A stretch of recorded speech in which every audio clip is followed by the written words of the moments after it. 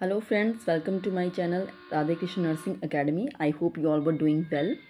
ये जो लेक्चर्स जो मैं आपको करवा रही हूँ, यहाँ पर जो है वो आपको जो अपकमिंग एग्ज़ाम है आरआरबी का जो एग्ज़ाम है हमारा नर्सिंग सुपरिटेंडेंट के लिए, उसकी प्रेपरेशन हो रही है। ठीक है, कंटिन्यू करते हैं हमारे क्वेश्चन की सीरीज़ को। तो आज का क्वेश्चन देखिए, the longest portion in the fallopian tube is. ठीक है, तो फैलोपियन ट्यूब होती है हमारे पास फीमेल रिप्रोडक्टिव सिस्टम में, फैलोपियन ट्यूब भी होती है। तो उसका जो लॉन्गेस्ट पोर्शन होता है वो कौन सा होता है?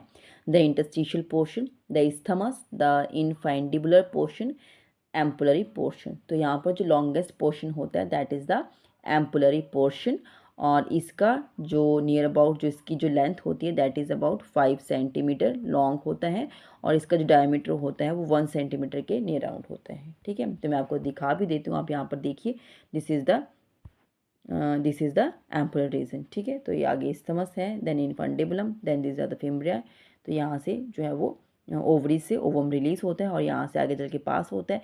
फिर जो है वो स्पर्म से फर्टिलाइज होने के बाद वो आगे चलता है। अगर वो फर्टिलाइज हो जाता है तो फिर उसकी डिवीज़न होती रहती है और वो फिर आके हमारे पास जो वो इम्प्लांट हो जाता है। ठीक है, अगर नहीं होता है तो फिर वो मेंस्ट्रुअल साइकिल के थ्रू बॉडी से जो है वो एक्सक्रीट हो जाता है। ठीक है,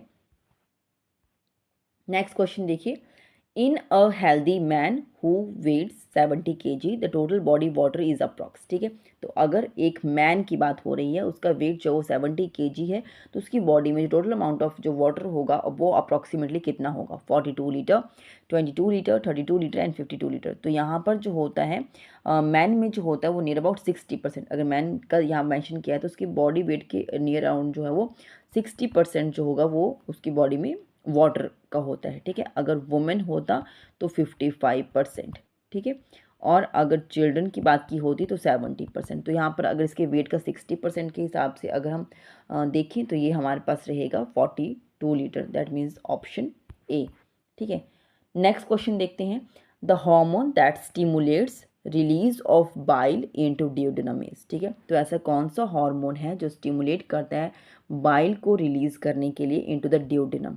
ठीक है, तो यहाँ पर जो हार्मोन है, ऑप्शंस देख लीजिए, enterogastrone, cholecystokinin, gastric and secretin. तो यहाँ पर जो answer that is the option B, cholecystokinin, जो is the hormone which is responsible to stimulate the release of the bile into the duodenum. ठीक है, लीवर इसको जो है वो बाइल को जो है वो सिक्रेट करता है, देन गॉल ब्लैडर में वो जो है वो स्टोर होता है, उसके बाद डिओडिनम में रिलीज करने के लिए कॉलिसिस्टिकाइनिन की हेल्प पड़ती है। ठीक है, नेक्स्ट क्वेश्चन देखिए, tenderness at McBurney's point is suggestive of.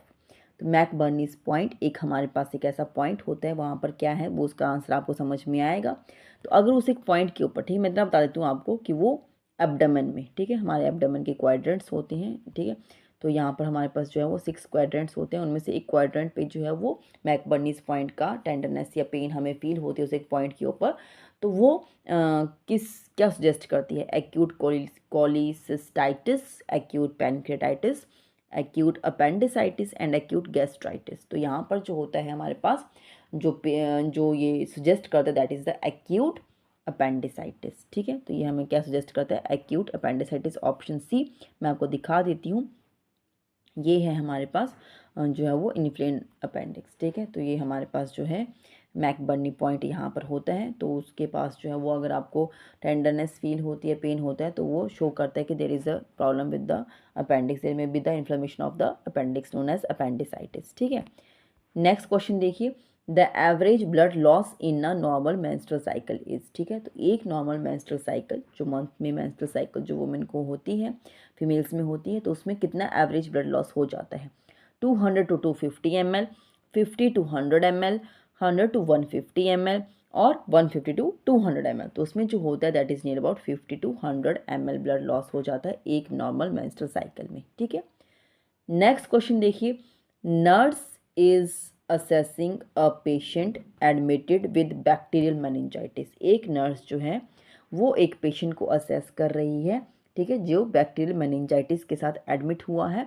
She is expected to find all of the flying science except, कोई एक नहीं होगा, बाकी सब उसमें देखने को मिलेंगे हमें बैक्टीरियल मेनिंजाइटिस के केस में। ठीक है, तो कोई एक उसमें हमें देखने को नहीं मिलेगा। ठीक है, तो यहाँ पर जो साइन हमें देखने को नहीं मिलेगा, ठीक है, तो वो यहाँ पर क्या है हमारे पास, the right answer is the option A, trismus. ठीक है, nuchal rigidity, Kernig sign and Brudzinski sign, वो सभी जो है वो हमें बैक्टीरियल मेनिंजाइटिस में देखने को मिलते हैं। ठीक है, तो मैं आपको दिखा देती हूँ। यहाँ पर देखिए मेनिंजाइटिस है और यहाँ पर हमारे पास सभी साइन शो किए गए हैं। नक्कल रिजिडिटी में जो है वो जैसे इसका जो ये नेक जो है वो इसका यहाँ पर पैसिवली जो है वो उसको इस लोकेशन में रखा गया है। ठीक है, अगर जो है वो पेशेंट को इसको थोड़ा बेंड करते हैं तो उसको जो है वो यहाँ पर पेन होना स्टार्ट हो जाती है। Same with the Kernig sign में भी जो है ये 90 डिग्री पर है। अगर इसको जो वो ऐसे हाइपर एक्सटेंड करने की कोशिश करते हैं तो इसको जो है वो पेन होना स्टार्ट हो जाती है। ठीक है, ब्रुजिन्स्की साइन में भी ऐसा ही है। अगर इनका जो नेक को जो है वो लिफ्ट करने की कोशिश करेंगे तो ये अपनी नीज़ को जो है वो, जैसे ये सुपाइन पोजीशन में होंगे तो ये इसको जो है वो फ्लेक्स करने की कोशिश करते हैं। ठीक है,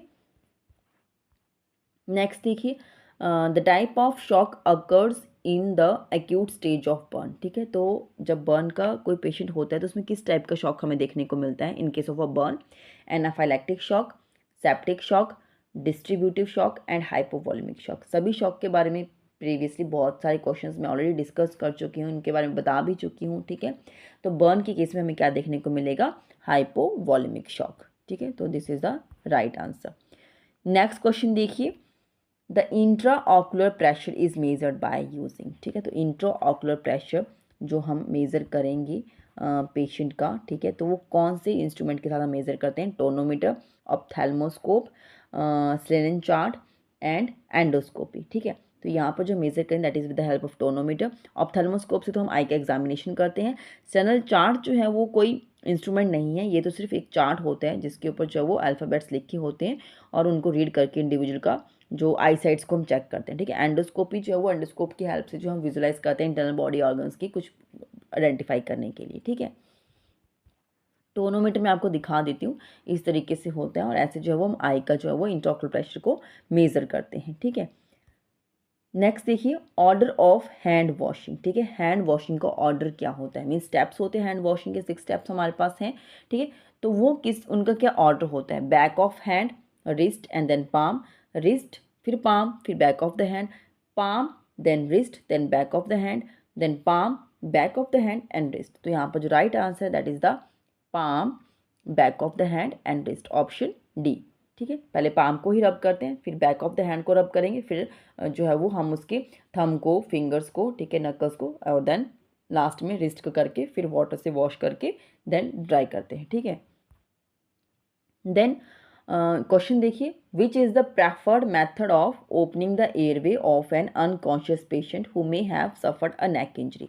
कोई एक इंडिविजुअल है जिसको नेक इंजरी हुई है। ठीक है, तो अगर हमें उनका जो है वो एयरवे को ओपन करना है in case of N unconscious patient, ठीक है, तो हम कैसे करेंगे, हेड टिल्ट, चिन लिफ्ट या चिन लिफ्ट, जॉ थ्रस्ट या एक्सटेंशन ऑफ नेक। तो हम कौन सा मेथड यूज़ करते हैं, जॉ थ्रस्ट। कैसे करेंगे मैं आपको दिखा देती हूँ। इस तरीके से जो है वो हम जॉ थ्रस्ट करते हैं, ये एक अल्टरनेटिव मेथड हम यूज़ करते हैं head tilt and chin lift की जगह पर। यहाँ पर हम क्या करेंगे, हमें सस्पिशियस होता है कि किसी को सर्वाइकल इंजरी कुछ इस तरीके से हो सकता है। ठीक है, जैसे रोड ट्रैफिक एक्सीडेंट्स हो जाते हैं, फॉल, ड्रॉनिंग, डिवाइनिंग, कुछ इस तरीके के डाइविंग एक्सीडेंट्स होते हैं। तो यहाँ पर हम क्या करेंगे, अपने फिंगर्स को जो है वो हम मैंडिबल जॉ के पास जो है वैसे कुछ प्लेस करेंगे फिंगर्स को। ठीक है, और इससे जो है वो हम अपवर्ड और फॉरवर्ड, ठीक है, अपवर्ड और फॉरवर्ड जो है वो इसका प्रेशर हम प्लेस करते हैं पेशेंट के यहाँ पर जॉ के ऊपर, तभी हुआ जॉ थ्रस्ट।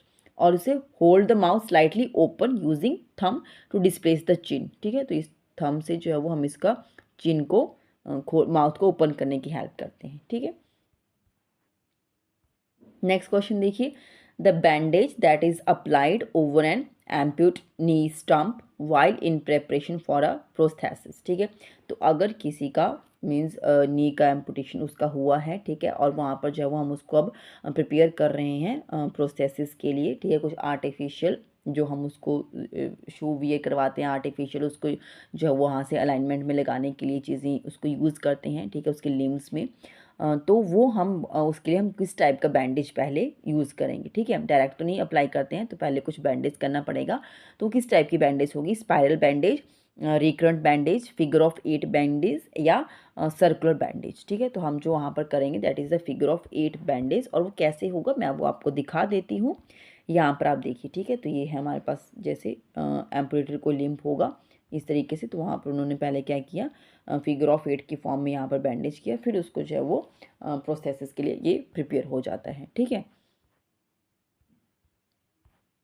नेक्स्ट क्वेश्चन देखिए, you are teaching Kegel exercise to a female patient. ठीक है, अगर कोई फीमेल पेशेंट है उसे हम कीगल एक्सरसाइजेज जो है वो टीच कर रहे हैं, तो उसे कीगल एक्सरसाइज जो है वो समझ में आ रही हैं, तो ये कैसे पता चलेगा, जब वो क्या कहेगी पेशेंट। ठीक है, these exercises will reduce dribbling of my urine. ठीक है, तो मुझे जो है वो जो ड्रिबलिंग होती है यूरिन का, मीन्स एकदम से अचानक से जो है वो थोड़ा सा यूरिन पास हो जाता है मेरे से, तो उसमें थोड़ा मुझे कम हो जाएगा, वो हेल्प होगी एक। And these exercise will reduce the recurrent urine track infection I get, जो मुझे बार बार यूटीआई हो रहा है उसमें कमी आ जाएगी। And these exercise are for treating my haemorrhoids को ट्रीट करने के लिए ये एक्सरसाइजेज हैं। या these exercises will reduce faecal incontinence. ठीक है, तो यहाँ पर जो होगा that is the option A. तो हमारे पास जो है वो ये हमारे पास जो कीगल एक्सरसाइजेज हैं, तो उस पेशेंट क्या कहेगा कि दीज कीगल एक्सरसाइजेज जो होती हैं ये मुझे हेल्प करेंगी in order to reduce the dribbling of my urine. ठीक है, नेक्स्ट क्वेश्चन देखिए, you are assessing a patient of acute pancreatitis for the complication of paralytic ileus. ठीक है, तो अगर हम असेस कर रहे हैं एक पेशेंट को एक्यूट पैनक्रेटाइटिस का, कि उससे कहीं कॉम्प्लिकेशन ना हो जाए पैलिटिक इलियस। ठीक है, तो क्या की सिम्टम होंगे जो इंडिकेट करेंगे कि पेशेंट को ये कॉम्प्लिकेशन हो चुकी है इस तरीके से। ठीक है, रिकरेंट वॉमिटिंग हो रही है, एब्डोमिनल पेन है, inability to pass flatus and watery diarrhoea. ठीक है, तो यहाँ पर हमारे पास आएगा option C, inability to pass the flatus. ठीक है, तो यहाँ पर जो है वो पेशेंट जो है वो ये उसका जो है पैलिटिक इलियस की कॉम्प्लिकेशन देखने को मिल रही है, तो ये यहाँ पर एक रीज़न बन जाता है। ठीक है, तो यहाँ पर क्या है, जो हमारे पास इलियम जो होता है वहाँ पर क्या है, जो पेरिस्टाल्टिक जो मूवमेंट्स है आगे पास ऑन करने के लिए स्टूल को या गैसेस को, वो प्रॉपर्ली नहीं हो रही है, जिसकी वजह से जो है वो स्मॉल जो इंटेस्टाइन है वो डिस्टेंट हो जाता है। ठीक है, यहाँ पर क्या है, intestine fail to transmit any peristalsis due to the failure of the neuromuscular mechanism. ठीक है,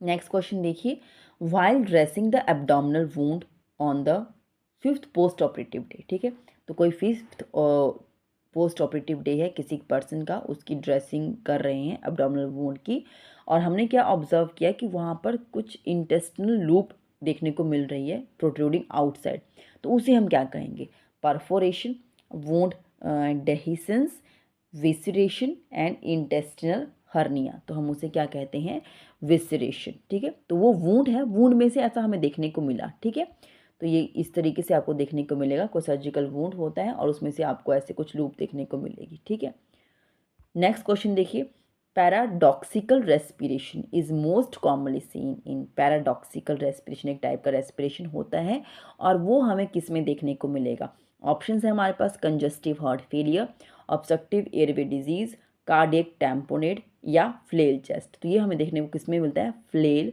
चेस्ट। अभी फ्लेल चेस्ट कैसे है मैं आपको दिखा देती हूँ। ये है यहाँ पर हमारे पास फ्लेल चेस्ट, जहाँ पर किसी को जो होता है वो चेस्ट इंजरी कुछ होती है। ठीक है, ब्लंट चेस्ट इंजरी, जिसकी वजह से उसके जो है वो रिब्स देखिए, जैसे आपको यहाँ पे देखने को मिल रहे हैं कि वो जस्ट फ्रैक्चर हो जाते हैं उसके रिब्स का, तो इसी तरीके से उसका चेस्ट वैसी रहती है उसमें। ठीक है, तो इसे हम कहते हैं फ्लेल चेस्ट। ठीक है, तो a patient with the blunt chest injury may develop flail chest, तो वैसे उसकी चेस्ट बन जाएगी। ठीक है, in which a portion of the chest. ठीक है, तो यहाँ पर कोई एक जो पोर्शन है चेस्ट का, ठीक है, तो वो उस तरीके से मूव करता है कि उस ब्रीदिंग को जो है वो हम क्या कहते हैं, पैराडॉक्सिकल ब्रीदिंग। तो उसको डिस्क्राइब किया गया है। यहाँ पर हमारे पास इन्हेलेशन का प्रोसेस है, जब पेशेंट इनहेल करता है तो यहाँ पर क्या होगा, जो हमारा ये इंजर्ड चेस्ट वॉल होगी वो क्लैप्स इन, वो अंदर की तरफ सिकुड़ जाती है, क्लैप्स इन हो रही है। ठीक है, और जो अनइंजर्ड जो चेस्ट वॉल होती है वो आउट, जैसे इनहेल होती है तो आउट हो रही है। ठीक है, एक्सहेलेशन टाइम पर वो क्या हो रहा है, जो इंजर्ड चेस्ट वॉल है वो आउट, देखिए कितना मूव कर गई। ठीक है, तो आउट हो जाता है, और जो इंजर्ड जो अन इंजर्ड चेस्ट वॉल है वो अंदर की तरफ हो रही है मूव। तो ये एक टाइप का रेस्पिरेशन है, that is known as paradoxical breathing in flail chest. Next question देखिए, which date is the International Women's Day observed every year. तो इंटरनेशनल वुमेंस डे हम किस दिन सेलिब्रेट करते हैं, 6 मार्च, 7 मार्च, 8 मार्च एंड 9 मार्च। तो हम करेंगे ऑप्शन सी, 8 मार्च। नेक्स्ट क्वेश्चन देखिए, the period of 12th 5 year plan of the government of India is, ठीक है। तो जो 12th 5 ईयर प्लान था उसका जो ड्यूरेशन था ईयर का वो कौन सा था, 2010 to 2015, then 12 to 17, 11 to 16, 13 to 18। तो इसका जो right answer that is the option B, 2012 to 2017। Next question देखते हैं। अ 30-year-old प्रेग्नेंट वुमेन है हमारे पास, ठीक है। She is diagnose with pulmonary tuberculosis, ठीक है। तो उसको पल्मोनरी ट्यूबरक्लोसिस है पेशेंट को जो प्रेग्नेंट है। तो उन्हें जो है वो एंटी ट्यूबरक्लोसिस ड्रग्स दे रहे हैं, बट ऐसी कौन सी ड्रग है जो उसे नहीं देनी है, नॉट टू बी गिवन, ठीक है। ऑप्शंस देख लीजिए। आइसोनियाजिड है हमारे पास, रिफाम्पिसिन है, स्ट्रेप्टोमाइसिन है, इथम्ब्यूटोल है। तो हम उन्हें कौन सा नहीं देंगे, that is the streptomycin, contraindicated होती है, ठीक है। नेक्स्ट क्वेश्चन देखिए। Still birth rate includes babies dead after, ठीक है। तो हम स्टिल बर्थ रेट जब हम कैलकुलेट करते हैं, स्टिल बर्थ रेट में क्या आता है, कौन से बेबीज़ का हम उसमें इंक्लूड करते हैं जिनकी डेथ हो जाती है आफ्टर कितने वीक के बाद, 20 वीक्स, 24 वीक्स, 28 वीक्स से 32 वीक्स। तो 28 वीक्स, ठीक है। जो इंट्रायूट्राइन में जो बच्चे जो होते हैं वो अगर अपना 28 वीक्स कंप्लीट कर लेते हैं, उसके बाद अगर वो उनका जो है वो डेथ हो जाती है, तो हम उन्हें कहेंगे स्टिल बर्थ में जो आते हैं वो डेथ में, दैट इज़ द उनका 28 वीक्स जो है वो उसका जेस्टेशन होता है, ठीक है। नेक्स्ट क्वेश्चन देखिए। Commonest cause of neonatal morbidity in India is, ठीक है। तो हमारे इंडिया की बात की जा रही है कि इसमें जो वो कॉमनेस्ट कॉज क्या है, न्यूनेटल मॉर्बिडिटी का, ठीक है। मॉर्टिलिटी नहीं है, मॉर्बिडिटी रेट पूछा गया है, ठीक है। न्यूनेट मीन्स कि अप टू 28 डेज, ठीक है। तो अप टू 28 डेज के बच्चे हैं उनका मॉर्बिडिटी रेट जो देखने को मिलेगा। तो मोस्ट कॉमन कॉजेज़ क्या हैं, डायरियल डिजीज़ हैं, बर्थ इंजरीज़ हैं, या कॉन्जेनिटल अनोमलीज हैं, प्री मैच्योरिटी है एंड लो बर्थ वेट, ठीक है। तो जो यहाँ पे जो right answer that is the pre maturity and low birth weight बच्चे जो होते हैं उनका ज़्यादातर देखा गया है neutral morbidity, specially in India, ठीक है। So this is all about my today's lecture. जो प्रीवियस वीडियोस हैं वो भी आप सुने, ठीक है। और आने वाले टाइम में जो है वो और भी लेक्चर्स मैं इसमें अपलोड करूँगी और कंटेंट के बारे में आपको बताऊँगी, ठीक है। तो और कोई भी चीज़, कोई भी अगर आपका डाउट है तो आप कमेंट कर सकते हैं। कुछ और अगर आप चाहते हैं कि मैं इसमें इंक्लूड करूँ तो वो भी आप मुझे बता सकते हैं।